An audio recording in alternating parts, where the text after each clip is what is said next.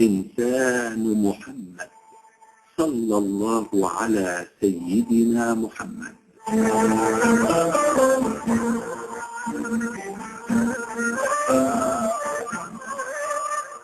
صلوا على سيدنا محمد والآل ذوي الذكر الأمجد بصفات المحمود تعبد كي تصبح إنسان محمد.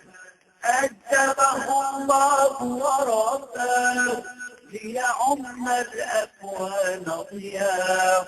ربي في المنزل زكاه ما أعظم أخلاق محمد. إن شئت يا صاحي أن تحمد فتمثل بهداه لتسعد بصفات المحمود تعبد كي تصبح إنسان محمد.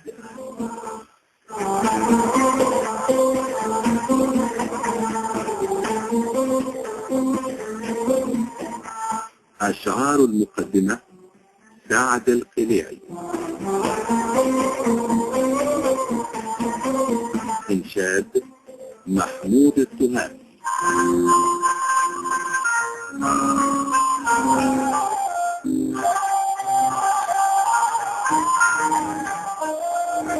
إنسان محمد صلى الله على سيدنا محمد.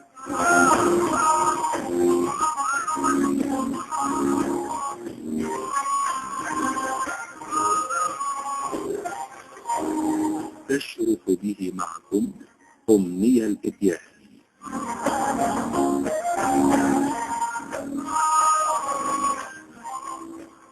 مستمعي الكرام، أسعد الله ليلكم بكل الخير والبركة.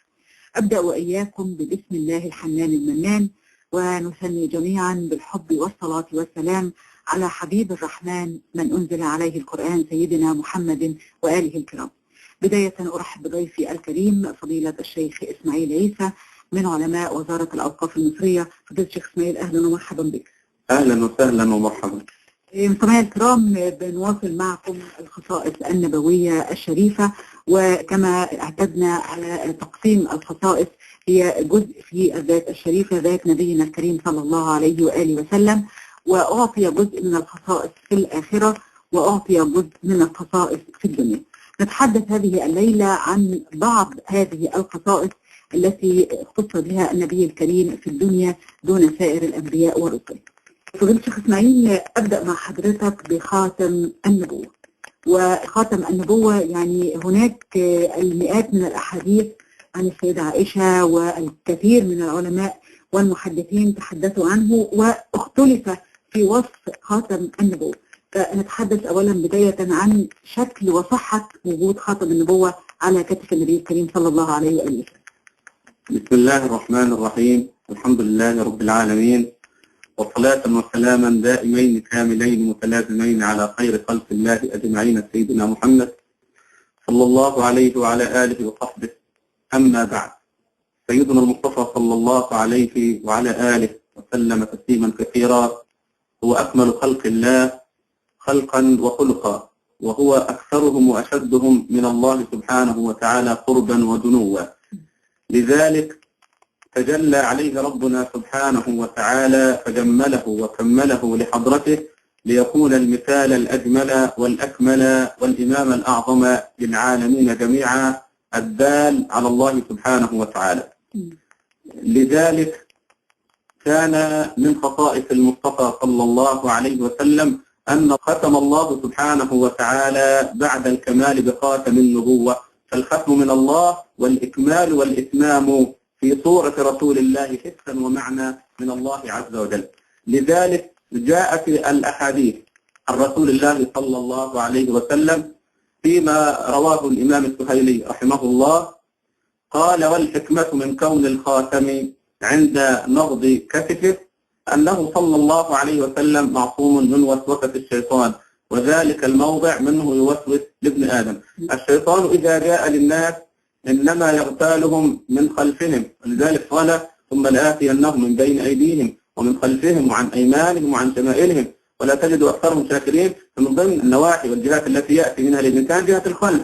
لذلك حصن الله سبحانه وتعالى حبيبه صلى الله عليه وسلم وختم على قلبه فلا يعي إلا عن الله، فلا تتأتى لرسول الله الخطرات الشيطانية أبدا. معصوم محصن قلبه مختوم بخاتم النبوة من الله، فلا يتأتى على جهاز الاستقبال النبوي على القلب الأصغر إلا البث المباشر من الحضرة العلية حضرة الله ذي الجلال والإكرام، وذلك لمصلحة الوحي.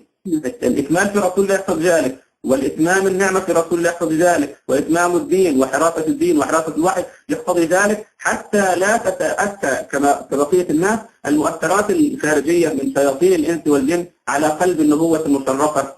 لكن فضيلة الشيخ إسماعيل، يعني هل ولد النبي الكريم صلى الله عليه وآله وسلم بخاتم النبوة أم حدث هذا الختم بعد فترة؟ لا، هو ولد به صلى الله عليه وسلم، هذا في أصل خلقته صلى الله عليه وسلم، أنه ولد بهذا الخاتم بين كتفيه وعليه شعرات. وقال سيدنا السائب ابن يزيد رضي الله تعالى عنهما قال كنت خلف ظهر النبي صلى الله عليه وسلم فنظرت إلى خاتم بين كتفيه مثل زر الحجلة، يعني شيء كده مستدير زائد على الجلد، لونه فيه سمرة وعليه شعر ومكتوب عليه الله وحده لا شريك له محمد رسول الله توجه حيث شئت فإنك منصور.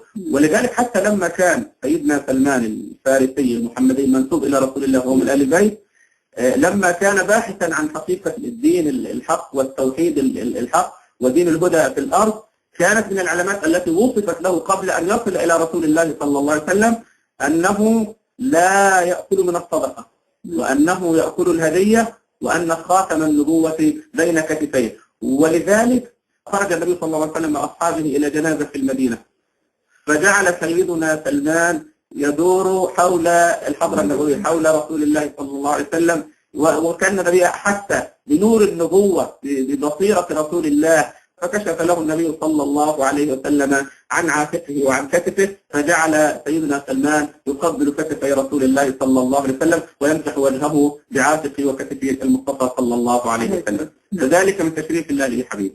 نعم. أيضا الحافظ سأل برهان الدين الحلبي رحمه الله، كان بيسأله هل خاتم النبوة هو من خصائص النبي الكريم صلى الله عليه وآله وسلم أم كان هناك خاتم للنبوة أو علامة أو شامة للنبوة لكل من سبقه من الأنبياء والرسل؟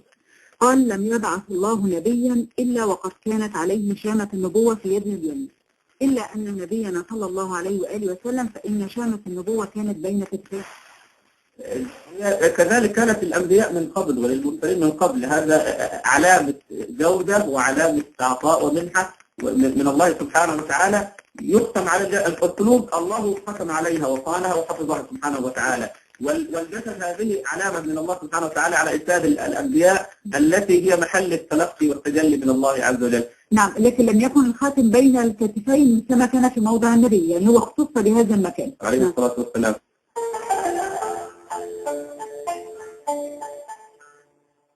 والنور طه عبده من به في ذكره أعظم به من نال، هو رحمة المولى تأمل قوله فليفرحوا واغض به فرحانا، مستمسكا بالعروة الوثقى ومعتصما بحبل الله من أنشانا، واستشعرن أنوار من قيل متى كنت نبيا، قال آدم كان بين التراب وبين ماء فاستفق من غفلة عن ذاك وكن يقظانا، واعبر إلى أسرار ربي، واعبر إلى أسرار ربي لم يزل ينقلني بين الخيار مصانا، يا ربنا صل وسلم دائما على حبيبك من إليك دعانا،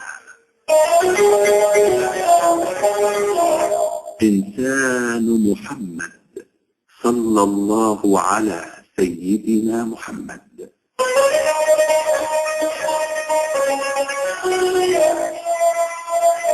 فضيلة الشيخ إسماعيل عيسى، بننتقل إلى خاصية أخرى من خصائص النبي الكريم في الدنيا. نعم نقول أنه بشر ولكن ليس ككل البشر. نعم. فالله سبحانه وتعالى تشريفا له ورفعة لقدره ومكانه ذكره في كتابه الكريم عضوا. نعم. كيف كان ذلك؟ نعم. إن الله سبحانه وتعالى قد اصطفى كل الهيكليات النبوية. نعم. فأكمل الوجوه وجه رسول الله، وأصدق الألسن لسان رسول الله، وأذكى القلوب قلب رسول الله. فكل الهيكليات الظاهرة والباطنة للحضرة النبوية هي الخير على الإطلاق، الذي اصطفاه الله تبارك وتعالى لنفسه ليكون عرش التلقي عن الله سبحانه وتعالى. الله سبحانه وتعالى في مسألة العرش العظيم قال الرحمن على العرش استوى، فلم يتجلى ربنا وهو النور الحق جل جلاله على العرش العظيم وهو أعظم الأجرام السماوية الكونية، لم يتجلى عليه إلا بكمالات رحمانيته. لكن حينما أراد الله سبحانه وتعالى أن يبين عن حقيقة حضرة حبيبه قال سبحانه محمد رسول الله، فتجلى ربنا سبحانه وتعالى على حضرة المصطفى صلى الله عليه وسلم بتجليات اسم الجلالة جميعا، اسم الله الجامع لكل أسماء الله الحسنى. لأن عرش اسم الله سبحانه وتعالى كما هو المحقق عند العلماء وعند العارفين رحمهم الله جميعا أن اسم الجلالة هو أعظم الأسماء على الإطلاق باتفاق العلماء. فالله سبحانه وتعالى في مسألة التزكية قال الله عز وجل قد نرى تقلب وجهك في السماء فلنولينك قبلة ترضاها. انظر الله سبحانه وتعالى يبادر ويسارع في مرضاة هذا الوجه الكريم، أن الله لا يوجه الحبيب صلى الله عليه وسلم إلا إلى الوجهة التي يحبها ويرتضيها. ومراد رسول الله من مراد ربه، لأن مشيئة رسول الله من مشيئة ربه، فهو لا يهوى ولا يحب إلا لما يحبه الله ويرضاه، لأنه قام في مقامات وفي أحوال الفناء في مرادات حضرة ربه جميعا، لذلك سارع الله في مرضاة رسول الله. وننتقل من الوجه إلى العينين. الله سبحانه وتعالى يقول لحبيبه ولا تمدن عينيك إلى ما متعنا به أزواجا منهم. هذا السياق الكريم من هذه الآية ظاهرها لرسول الله. سيدنا النبي لا يمد عينيه إلى شيء، رسول الله لا ينظر إلا إلى حضرة ربه، لا يتعلق قلبه إلا بالله، لا بدنيا ولا بالآخرة. وإنما الخطاب لنا كأنه يقال لنا إذا قيل هذا لإمامكم صلى الله عليه وسلم وهو النبي المفصل الزاهد في الدنيا حق الزهد، فالواجب علينا أن نقتدي بحبيبنا وإمامنا صلى الله عليه وسلم. الله تبارك وتعالى في مسألة لسان الحبيب صلى الله عليه وسلم قال عز وجل فإنما يسرناه بلسانك لعلهم يتذكرون. الله سبحانه وتعالى اصطفى أصدق لسان وأظهره وأشرفه لسان حضرة رسول الله ليكون اللسان المبين المتلقي عن الله. هذا القرآن الذي تكلم الله سبحانه وتعالى به اختار الله له واصطفى له لسان رسول الله. لماذا؟ لأنه قول ثقيل لا يتأثر إلا بلسان الحبيب صلى الله عليه وسلم. الله تعالى يقول لو أنزلنا هذا القرآن على جبل لرأيته خاشعا متصدعا من خشية الله. ويقول في مطلع سورة المزمل يا أيها المزمل إنا سنلقي عليك قولا ثقيلا. فالقول الثقيل لا يتحمله إلا رسول الله قلبا وقالبا، قلبا ولسانا، ولا يقدر أحد من الناس أن يتكلم بكلام حضرة الله سبحانه وتعالى إلا بتخفيف الله علينا برسول الله صلى الله عليه وسلم. تحمل عنا رسول الله ثقل القرآن وعظمة القرآن وجلال القرآن وهيبة القرآن، وخفف الله عنا بلسان رسول الله صلى الله عليه وسلم. وقال الله لنا ولقد يسرنا القرآن للذكر فهل من مدكر. فإنما حقيقة الأمر أن الحفظ تيسر بقلب رسول الله والنطق تيسر بلسان رسول الله صلى الله عليه وسلم. الله سبحانه وتعالى يقول ولا تجعل يدك مغلولة إلى عنقك. هذا أيضا الخطاب لنا، ظاهر الأمر للإمام الأعظم صلى الله عليه وسلم، وباطن الأمر وحقيقة الأمر أنه لنا، لأن رسول الله صلى الله عليه وسلم لم يجعل يده مغلولة أبدا إلى عنقه، وحاشا رسول الله وهو الذي قامت يده الشريفة. إن أردنا الاستشهاد في هذا المقام قامت يد رسول الله صلى الله عليه وسلم نائبة ومستخلفة عن يد الحضرة العلية التي لا تدرك. الله تبارك وتعالى يقول إن الذين يبايعونك إنما يبايعون الله يد الله فوق أيديهم. لم يقل الله سبحانه وتعالى يد رسول الله فوق أيديهم، وإنما قال يد الله فوق أيديهم، فقامت يد رسول الله نائبة عن يد الله التي لا تدرك في البيعة. وكانت مع يد الله هي العليا، يد الله فوق أيديهم، يعني يد رسول الله فوق أيديهم، حقيقتها أنها نائبة عن يد الله، فحازت العلو والارتقاء والعظمة والجلال لأنها مستخلفة عن يد العزيز الجليل جل جلاله. في مسألة الصدر يقول الله سبحانه: ألم نشرح لك صدرك، الشرح التوسعة والبسط في صدر رسول الله يتحمل ثقل القرآن وأنوار القرآن وفيوضات الحضرة العلية، ووضعنا عنك وزرك، الثقل الذي كان يلقاه النبي صلى الله عليه وسلم في مسألة التلقي عن الله ومسألة البلاغ، الذي أنقض ظهرك، الذي أتعب ظهرك. زكى الله تبارك وتعالى حقائق أمر المصطفى صلى الله عليه وسلم جميعا. نزل به الروح الأمين على قلبك، أطهر الأودية قلب الحبيب صلى الله عليه وسلم، أعظم عرش وأطهر عرش استوت عليه أنوار الحق هو قلب المصطفى وصدر الحبيب المصطفى صلى الله عليه وسلم. عظم الله سبحانه وتعالى خلق الحبيب لعظيم مكانته. إذا كانت هذه الآية وإنك لعلى خلق عظيم قد عظمت أخلاق النبي صلى الله عليه وسلم، فإنما عظمة الأخلاق تدل على عظمة الذات النبوية المشرفة والأحمدية المكرمة، لأنه رسول الله صلى الله عليه وسلم، والله لا يصطفي لنفسه إلا كل عظيم في ملكه وملكوته، تبارك الله رب العالمين. إذا نؤمن القول فضيلة الشيخ إسماعيل أن يعني بالفعل أعضاء النبي الكريم صلى الله عليه وآله وسلم شرفها الله بذكرها في القرآن، يعني ذكر الوجه الشريف، العينين، اللسان، العنق، الصدر، الظهر، القلب، وهذا لم يكن لرسول أو النبي إلا للحبيب صلى الله عليه وآله وسلم. نعم. اللهم يا سريع الحساب يا هازم الأحزاب صل وسلم وبارك على سيدنا محمد النبي الأواب الناطق بالصواب وعلى آله وصحبه وسلم. إنسان محمد صلى الله على سيدنا محمد.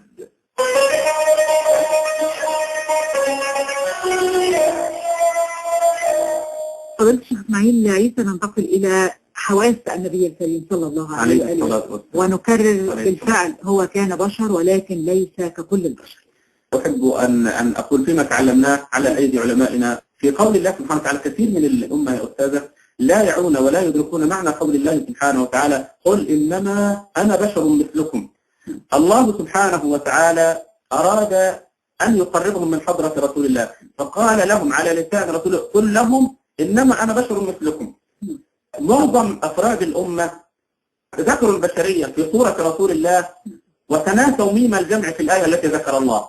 الله سبحانه وتعالى قال: قل إنما، لم يقل إنما أنتم بشر مثلي، لا، حاشا رسول الله صلى الله عليه وسلم، وإنما أنا بشر مثلكم. من المخاطب؟ المخاطب كل العالمين. لقد جمع الله سبحانه وتعالى الخير كله حصرا في ذات رسول الله صلى الله عليه وسلم، فميم الجمع تدل على جامعية الخير المطلق في الذات النبوية المحمدية الأحمدية. والخير فيما سوى رسول الله منثور، يعني في رسول الله محصور الخير، وفي العالمين جميعا ومنهم الأنبياء والمرسلون منثور، كل يأخذ على قدره بالقدر الذي وهب الله وقسم الله سبحانه وتعالى. مجموع للحبيب صلى الله عليه وسلم. بلا شك. نعم. نبدأ بالحواس فضيلة الشيخ إسماعيل ونبدأ بالبصر. كيف أن بصر النبي الكريم صلى الله عليه وآله وسلم هو مختلف عن كل الأبصار؟ بصر النبي صلى الله عليه وسلم مختلف عن الأبصار، لأن الله تبارك وتعالى تجلى على بصره وبصيرته صلى الله عليه وسلم بأنوار حقائق اسمه البصير. نعم. فيبصر بنور الله تبارك وتعالى، ويتحمل بصر النبي صلى الله عليه وسلم هيكليات بصر النبي وبصائر النبي صلى الله عليه وسلم، والبصائر اللي هي عين القلب، يتحمل ما لا يتحمله غيره. بداية من كونه صلى الله عليه وسلم كان يرى ما لا يرى من الملائكة ومن الجن ومن الشياطين، ولذلك الحديث صلى الله عليه وسلم يقول: إني أرى ما لا ترون، وأسمع في الحديث الصحيح: وأسمع ما لا تسمعون. أصف السماء الأطيط اللي هو يعني الأزيز الذي يحصل. فمن شدة الثقل ومن شدة الهم، فلكثرة أعداد الملائكة وكثرة من عليها وكثرة العبادة فيها، فقلت يعني تقدس أزيزا. فالحديث صلى الله عليه وسلم يقول: إني أرى ما لا ترون وأسمع ما لا تسمعون، أصفت السماء وحق لها أن تأت، ما فيها موضع 4 أصابع إلا وملك راكع وملك ساجد وملك قائم يسبح لله سبحانه وتعالى. والله لو تعلمون ما أعلم لضحكتم قليلا ولبكيتم كثيرا ولخرجتم إلى الصعودات إلى الفلوات والصحارى تجأرون إلى الله عز وجل. فتجليات اسم الله البصير على هيكليات الحبيب صلى الله عليه وسلم في بصره وبصائره جعلت للنبي خصوصية لم تكن إلا لرسول الله صلى الله عليه وسلم. رأى سيدنا جبريل على نبينا عليه الصلاة والسلام على صورته الحقيقية. هذه خاصية سنقص معها بالتفصيل. لكن هناك الحديث والحديث أنه كان يرى صلى الله عليه وسلم من خلفه كما يرى من أمامه، وتواترت الأحاديث وصحت عن رسول الله صلى الله عليه وسلم عن السيدة عائشة أن النبي صلى الله عليه وسلم كان يرى في الظلمة كما يرى في النور، وكان صلى الله عليه وسلم كما ذكر بعض الصحابة على لسان الحبيب صلى الله عليه وسلم إني أراكم من خلفي كما أراكم من أمامكم. وهذا يعني محض فضل واختصاص من الله سبحانه وتعالى لحبيبه صلى الله عليه وسلم. نعم. فضيلة الشيخ إسماعيل ننتقل إلى حاسة أخرى من حواس المصطفى صلى الله عليه وآله وسلم، وهي حاسة السمع. وكيف كان سمعه وحاسة السمع مختلفة طبعا. نعم، كان يسمع رسول الله صلى الله عليه وسلم تسبيح الكائنات.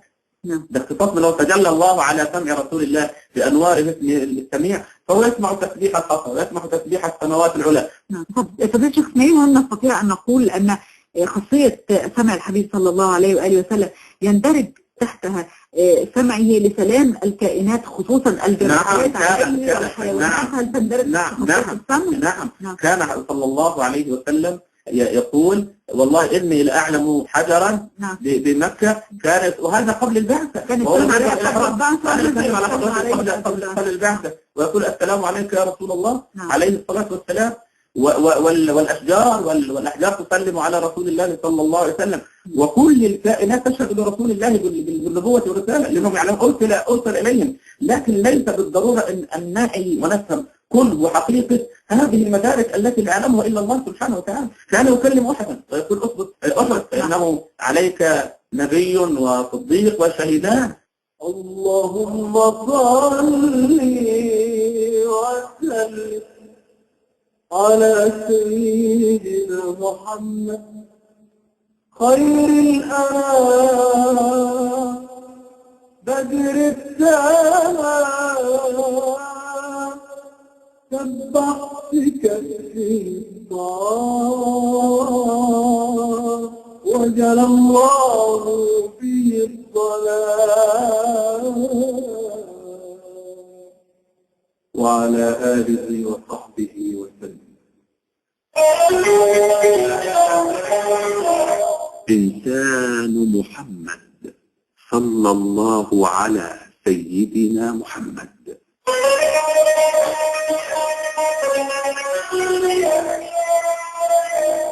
فضيلة الشيخ إسماعيل، كيف أن الله سبحانه وتعالى كان يبلغ صوت الحبيب صلى الله عليه وآله وسلم إلى مساحات وآفاق لا يبلغها الصوت البشري. نعم. برغم أن كونه صوته كان صوتا بشريا ولكنه مختلف عن بقية الأصوات، كيف كان ذلك؟ الله سبحانه وتعالى حمل الأخيرة أشرف صوت في الوجود فأسمع به. النبي صلى الله عليه وسلم كان يعني جهور الصوت ليس ضعيف الصوت، لكن لما تكون هنالك خلق كثير في الجهاد وفي كذا وفي خطبة الوداع مثلا كان النبي صلى الله عليه وسلم يسمع القاصي والدرج الكل يسمع على السواء. وهناك حديث عن عبد الرحمن بن معاذ رضي الله تعالى عنه قال خطبنا رسول الله صلى الله عليه وسلم ونحن مؤمنين، هذا ما تكلمنا فيه، ففتحت أسماعنا حتى كنا نسمع ما يقول ونحن في منازلنا. فهذا من آيات الإعجاز والعطاء والاختصاص من الله لرسوله صلى الله عليه وسلم. نعم. فضيلة الشيخ إسماعيل، ننتقل إلى أيضا يعني خاصية من بشرية الحبيب صلى الله عليه وآله وسلم، وهي مشيته صلى الله عليه وآله عليه الصلاة والسلام. وكان الصحابة يجهدون أنفسهم كي يلحقوا بالحبيب وهو يمشي لا يختلف. فكانوا يقولون أن الأرض كانت تطوى تحت قدميه. نعم، هكذا صحت الحديث عن رسول الله. عن أبي هريرة رضي الله تعالى عنه قال ما رأيت شيئا أحسن من رسول الله صلى الله عليه وسلم كأن الشمس تجري في وجهه، وما رأيت أحدا أسرع من رسول الله صلى الله عليه وسلم كأنما الأرض تطوى له، إن لنجهد أنفسنا وإنه لغير مكترث. لا يبالي هم يعني بيحاولوا يعني يلحقوا برسول الله ويجهدون أنفسهم وتعلوا أنفسهم، ورسول الله صلى الله عليه وسلم كأن مشيته هذه المشية العادية، وبعض الروايات كأنه ينحطهم الطبق، يعني كأنه ينحدر كده من مكان عالي ففيه إسراع في المشي. كانت له مشية مخصوصة. نعم، طبعا اختصاص من الله سبحانه وتعالى وتوفيقية من الله عز وجل لنور الكمال سيدنا محمد صلى الله عليه وآله وسلم تسليما كثيرا. بهذا نصل إلى ختام هذه الحلقة مع الخصائص النبوية في الدنيا. شكري الجزيل لضيفي الكريم فضيلة الشيخ إسماعيل عيسى من علماء وزارة الأوقاف المصرية. فضيلة الشيخ شكرا جزيلا. شكرا الله لك.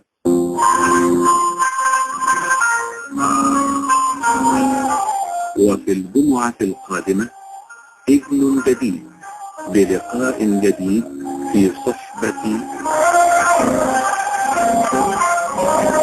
إنسان محمد صلى الله على سيدنا